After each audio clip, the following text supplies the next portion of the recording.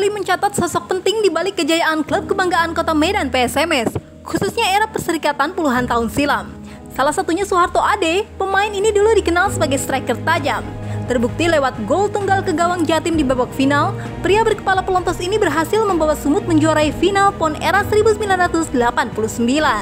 Soeharto pun sempat menjadi momok menakutkan di era 1992. Torehan hat-tricknya ke kandang Persebaya Surabaya di fase semifinal menjadi momen paling penting yang layak dikisahkan ke anak cucu.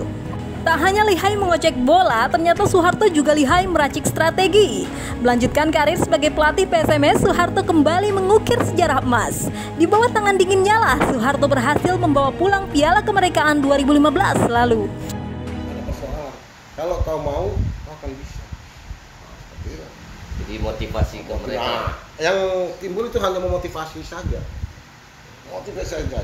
Jadi dengan motivasi itu hilang kecapean mereka, nggak ada terasa capek kemana bola pun mereka bisa ngejar. Walaupun cuma Jadi dengan seperti itu lawan malah yang kebingungan. Nah itulah akhirnya timbul rasa percayaan makin tinggi. Menit-menit terakhir pula si siapa pertama gol si Guntur ya?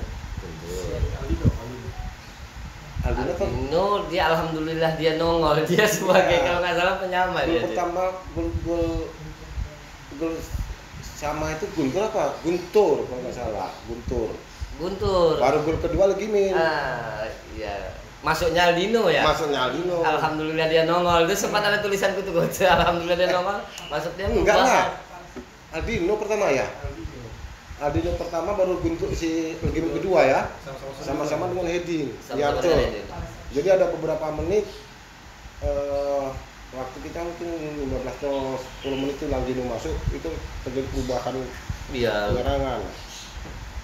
Itu di situ ketika terjadinya satu-satu itu lebih timbul motivasi anak-anak itu untuk meraih impian mereka gitu. Nah situ terlihat sekali mereka itu. Nah, alhamdulillah emang rezekinya ada ya, menit terakhir ya, menit terakhir lah itu tendangan bebas si Guntur, heading juga dengan Digimin heading. Jadi dua heading. Jadi perasaan coach waktu itu pas bisa berhasil membawa PSMS juara itu bagaimana? Yang jelasnya pasti bangga dalam artian dari keterpurukan PSMS yang menjadi dualisme selama ini, tim itu selama ini juga ancur-ancuran nggak karuan, manajemen juga dulu nggak karuan, dengan masuknya Pak Edi itu mulai terbenahin semua. Nah di situ timbul semangat semua. Nah, coach, itu kan rekor baik nih, coach. Kalau ada kenangan buruk coach selama melatih, mungkin pernah membawa PSMS di tingkat fase yang terendah atau bagaimana? Paling buruk gaji nggak dibayar lah. Iya. Prestasi tim saat itu? Prestasi sini jadi asisten waktu sama Raja Isa itu jatuh. Tapi selama coach melatih langsung sebagai pelatih kepala belum pernah membawa tim PSMS degradasi atau jadi pelatih kepala enggak? Belum pernah ya. Jadi asisten aja, asisten Raja Isa, kemarin asisten Peter. Jatuh. Nah itu rezeki lah ya. Iya. Nah mungkin tidak selamanya dan nggak semua juga rezeki itu bagus ya. Setelah 2015 membawa PSMS juara, 2016 dipercaya sebagai pelatih? Tidak? Ya. Itu diminta ke yang PSMS itu dijadikan tim PES TNI dulu ya. Nah, dia berpelatihan ke PES TNI. Nah, pelatih di sana udah ini nggak tahu suruh balik kemari lagi. Dengan PSMS baru separuh jalan, kebetulan nggak tahu ada persoalan apa di sini. Pada pertandingan tinggal satu pertandingan di Medan ini, kita menang, itu naik posisinya, naik posisi di atas. Padahal hanya di Medan, Jemata pun menang tim, karena memang tim itu bagus sebenarnya. Tapi mungkin nggak tahu ya, ada problem apa pengurus dengan kita, masalah suka tidak suka kita juga nggak tahu. Tapi yang jelasnya pada waktu itu mungkin ada problem lah mereka gitu kan. Akhirnya apa kata alasannya nggak berprestasi. Padahal ini posisi 3 main sekali, tinggal kita main sekali sama lawannya itu kalau nggak salah itu Aceh ya. Iyalah Aceh. Itu Liga 2 dia. Ya. Itu menang dari atas puncak. Nah, Jadi kan ada alasan kan seolah-olah, kecuali kita main di luar. Ini mainnya di kandang. Bunda nggak prestasi. Nah, main di kandang menang udah aja. Udah pejam mata itu menang tim itu. Nah, akhirnya panggil. Nah, pecah di sini. Enggak lama kemudian dipanggil lagi PSTNI. Kalau aku jelek, apa mungkin mau PSTNI manggil aku? Nah, ini itu masalah persoalan teknis saja ya, teknis saja orang. Tapi kita nggak perlu menyalahkan siapa yang salah, siapa yang benar.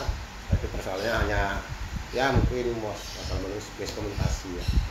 Panggil pesan lagi, nah orang kan bingung di sini. Termasuk juga rekan-rekan wartawan bingung, supporter juga bingung. Kenapa nggak memberikan komentar apa-apa? Sudah. Kenapa? Aku nggak mau jadi polemik di sini. Nah, karena kalau kita buat polemik pasti ya, siapa yang jelek, siapa yang enggak pasti akan ketahuan. Kalau kita nggak buat polemik kan wartawan nggak buat berita. Nah, kan aman semua gitu. Nah, itu ceritanya. Jadi harus kita jaga juga. Nah, kabarnya 2020 sempat ada panggilan untuk kembali melatih PSMS. Itu hoax atau benar itu, Coach? Oh. Jadi, memang ada panggilan untuk melatih PSMS di 2020? Itu hanya kita mengatakan ini, itu kan dibilang dari abang-abang kita senior, ya legenda lah, mungkin dari pengurusan juga. Mereka berharap melatih pelatih dari Medan, tapi dengan catatan harus mengirimkan CV. Nah, jadi kalaulah kita sebagai anak Medan, kita sebagai mantan pemain, kita juga mantan pelatih Medan, nah seandainya lah kita nggak mengirimkan CV, anak Medan nggak ada yang mengirimkan CV, orang luar masuk, yang salah nanti siapa? Pelatih Medan. Kenapa pelatih Medan nggak mau mengirimkan CV? Medan disuruh, diminta pelatih Medan suruh mengirimkan CV. Kan itu kemarin kan ceritanya seperti itu kan? Dengar kan, bener kan? Nah, makanya aku menjaga pelatih Medan ini supaya kita tidak terjadi pandangan yang negatif ya, pada negatif lah, ya. Pecinta sepak bola Medan ini. Kalaupun kita nggak terpilih itu nggak masalah, tapi kita sudah memenuhi persyaratan yang diminta oleh manajemen. Kalau kita enggak, apa jadinya? Nggak ada kecintaan kau pelatih sama nggak ada usaha buat ikut SMS. Iya. Nggak ada satupun anak Medan yang ngirimkan CV, gimana mau dipilih? Kan bisa terjadi seperti itu asumsinya masyarakat kan? Kita juga yang jelek. Nah, untuk menghindari itu, dari samping kita kecintaan dengan PSMS itu ya, kita nikah. Jadi kan sama-sama bisa terlindungi. Kalaupun ada sesuatu, kita nggak disalahkan oleh kawan-kawan ya, baik media maupun cinta PSMS maupun supporter. Nah, itu harus kita. Nah, kalau Coach Harto sendiri kan sering dikenal orang sebagai pelatih berkepala pelontos. Apa karena sejak melatih itu kepalanya botak, habis banyak berpikir atau bagaimana tuh, Coach? Sebenarnya sih enggak. Enggak ya? Sebenarnya enggak. Jadi aku memang dulu ya itu tadi setelah almarhum istriku meninggal, aku sudah mulai sering. Dulu itu tahun 2010 tuh sekali-sekali aku mulai botak, tapi 2012 itu udah mulai botak. Jadi hobi lah ya botak. Jadi hobi. Ya samping orang inilah dia ya samping. Iya pakai empatan ya Coach ya. Oke Coach. Nah Coach, kalau Coach melihat dari sisi kacamata pelatih, bagaimana dengan kekuatan PSMS saat ini? Kalau lihat dari materi lumayan kualitasnya. Aku rasa ya mudah-mudahan Philip Hansen ini bisa meramu bagaimana menciptakan suasana di dalam tim ini dan bisa membuat karakter tim ini sesuai dengan karakternya anak Medan. Mudah-mudahan bisa tercapai tujuannya. Kalau sosok Philip Hansen sendiri? kenal baik sama beliau. Cukup baik. Kalau untuk apanya kepelatihannya mungkin Kalau untuk karakter dia aku nggak memahami kali ya, karena aku hanya sama kursus saja kan. sama khusus saja. Itu kesamaan itu bukan. Tapi tetap optimis ya kalau. Ya tetap optimis. Nah, kalau coach melihat dengan sistem sekarang format nanti kompetisi yang bakal dilanjutkan dengan setengah kompetisi modelnya kayak Piala Dunia gitu, coach, yang nggak liga yang berjalan panjang gitu. Juga cukup berpotensi karena kan persaingan pasti bakal lebih kuat dan kekuatan lawan juga masih kita samar nih, karena Aku kalau lihat dari materi yakin sih. tetap yakin ya walaupun dengan format kayak manapun gitu ya coach ya. Makanya kita juga harus di sini juga harus lebih siap. Karena kalau kita nggak siap ya jangan berharap. Ya siap segalanya. Nah, kalau kecintaan dengan tim PSMS pasti masih ada ya coach ya. Bukan masih. Masih besar ya. Bukan masih ya. Itu udah terpatri dari ini. Kan dari mulai pemain sampai pelatih lebih besar di situ. Kalau aku ini bukan membesarkan PSMS. Aku dibesarkan oleh PSMS. Oh, itu bahasa kalbu yang paling luar biasa. Beda dengan legenda-legenda kita yang seperti orang Bang Lobon, orang Bang Tutsida, Bang Padin. Itu mereka yang membesarkan PSMS. PSMS itu besar karena mereka. Di awal dulu ya, itu ya. Aku besar karena PSMS. Perbedaan ada kan? Aku besar karena PSMS. Kalau mereka dulu PSMS besar karena Mereka. itu legenda yang dulu. Itulah Bang Lobon, Bang Padin, Bang Tutsida, Bang Yuswardi, terus Ramlan ini kan. Mereka lah yang besarkan PSMS itu. Sampai terkenal kemana? Sampai terkenal mana. Kalau kami yang di tahun 80-an 90-an ini dibesarkan PSMS. Nama kita besar itu karena Ada PSMS. PSMS ada ya. Kalau mereka dulu kan PSMS itu besar karena nama mereka. Kalau rap-rap sendiri di tahunnya orang coach itu sama tahun ini gimana nih kalau melihat Kalau rap-rap itu tergantung karakter pelatih. filosofi rap-rap lah gitu. Filosofi rap-rap itu enggak juga, kita nggak bisa mengatakan ya kayak sampean ya dengan aku. Aku karakterku itu ya, aku dari pemain seperti itu, karakter semangat tingginya itu ya seperti itu. Jadi karakter pelatih itu yang menentukan kita bagaimana. Nggak semuanya pelatih kayak Bandung itu ya tipikalnya memang harus diutamakan mainnya. Medan ya itu tadi nggak cerita. Itu yang membuat kita semangat sebenarnya. Sebenarnya Tapi itu bukan kasar ya. buat biasa ya.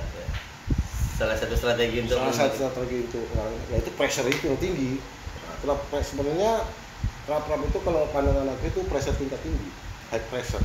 high pressure Ya. ya, coach ya. Kalau Jadi di orang Madrid nggak ya, sempat bisa kontrol menguasai bola dengan mudah, kita sudah masuk. ambil. Rap, nah itulah yang dikatakan rap. Kalau Dan- pandangan aku Dan seperti itu. itu pantas dipertahankan sampai saat ini, coach.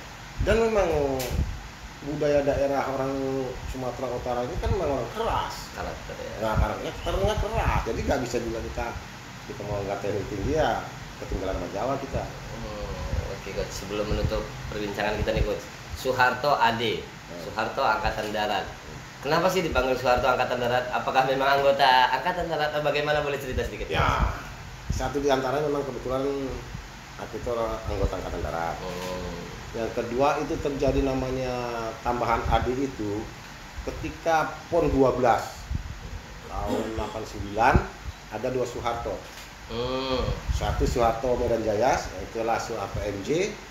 Satu Soeharto AD yang karena Angkatan Darat. Itu ciptaannya Bang Nobon itu. Bang Nobon yang menciptakan. Iya. Dan termasuk aku salah satu juga anak didik beliau, awalnya punya pelatih yang punya karakter itu Bang Nobon, Bang Padin. Sempat dilatih Bang Nobon dan Bang Nobon. Ya itulah pelatih awal aku jadi ini. Lalu di pelatih ke-1 Mardani. Awalnya itu Bang Nobon, Bang Padin. Masuk yang ini Bang Wibisono, Bang Tupik, Bang Ismail Ruslah, termasuklah Bang Kocan. Ya kan bro kan? Jadi juga boleh ya. Kalau dibilang cukup bangga berkostum hijau-hijau. Waduh mah. Iya. Kalau masalah kebanggaan itu sampai sekarang anak Medan aja, sampai sekarang anak SSB aja jadi incaran mereka, jadi kejaran mereka karena kebanggaan itu. Oh harus ya. Walaupun Jadi, kita beda suku, tapi kita orang kelahiran Sumatera Utara sini. siap, betul. Nah, coach, pesan di akhir untuk PSMS, apalagi mereka mengikuti kompetisi. Kalau aku pesan untuk rekan-rekan dari PSMS, yang pertama itu adalah keyakinan. Yakin akan kemampuan timnya dan yakin harus dapat apa yang diharapkan atau yang dikejar, cita-citanya tahun ini naik Liga 1. Jadi harapan kita mulai dari pemain, pengurus dan pelatih harus satu kemauan Biar bisa mencapai impiannya kita. Nah, tapi mudah-mudahan kalau memang mereka itu sama-sama mau. Siap, coach. Nah, Kita doakan bersama nih, coach, ya. Iya. Oke, coach. Dan sama satu lah tambahan ya, kalau kita bisa harapkan ya, bagaimana termasuk rekan-rekan wartawan juga ya, rekan-rekan wartawan, rekan-rekan supporter, motivasi lah. Jadi jangan, karena aku salah satunya timku itu bisa bagus, aku dulu wartawan dengan supporter itu ku ajak membenahin anak-anak ini, terutama mental mereka, Merangkul wartawan dan supporter. Ya, coach, ya. bener. Sampai wartawan itu aku minta tolong siapa-siapa yang ini naikkan moralnya. Makanya aku bebaskan anak-anak. Kadang-kadang aku nggak tidur sama satu kamar sama wartawan, supporter dulu kayak si Loren, si siapa, Iya, Paul, si siapa lagi, yang apa, kampak bawah. Gitu, Ah. orang segitu. Itu aku minta mereka seperti itu. Iya. Dan aku nggak, kalau apa kritik aja. Gitu. Tapi kalau kritik pedas ke aku, jangan ke anak-anak. Anak-anak dikritik pedas, aku takut Mental. mereka down. Itu yang aku harapkan juga kepada kalian juga sebagai media. Demikian perbincangan kami tadi bersama Coach Soeharto Ade, si pelatih dan sekaligus pemain berkepala pelontos. Banyak hal, suka duka dan segala macam kisah di atas lapangan hijau telah terurai dengan sebuah kisah yang mungkin menjadi memori indah bagi kita semua. Ikuti kami terus di Ini Legenda berikutnya. Oke.